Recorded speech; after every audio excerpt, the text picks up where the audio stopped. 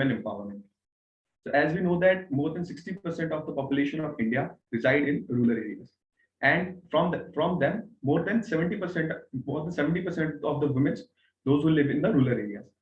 And by talking about the condition of the women in our country. So as we know that the percentage of women who are going to the school or who are taking up the jobs and many other things are very less. Be it any sector, be it IT sector, be it a defense sector, be it any other ones. The condition of the women in these sectors is not that much good if we compare it with respect to the men. If we are talking about the defense forces, these things has been increasing slowly.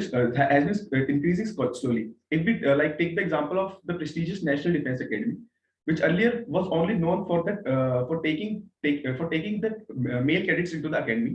Now there were various things which has come up, and the women cadets are also allowed to get into that academy and to take the education.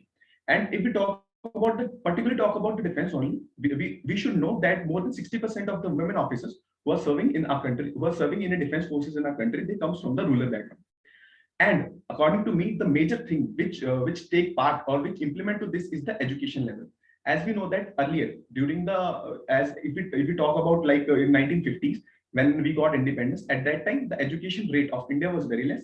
And the education rate, not of the women, but the education rate of male was very less. And the people earlier used to think that they only have to give the education or a higher education to the boys only, to the male child only.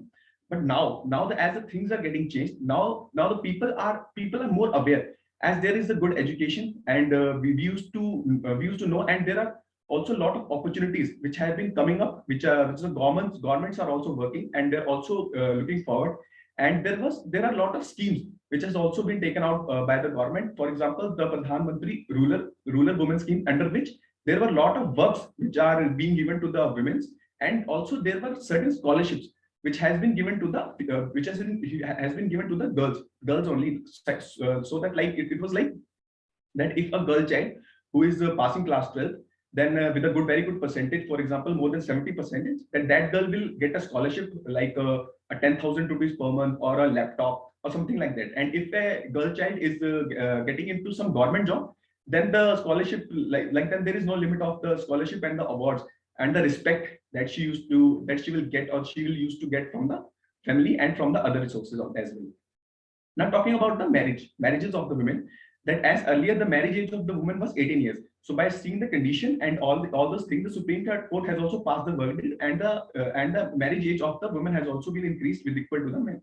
So at the end, I want to conclude my talk only by saying that India is already working upon this issue, and should also take the examples from other countries, and should give women more chance and their improvement in the rural as well as urban area.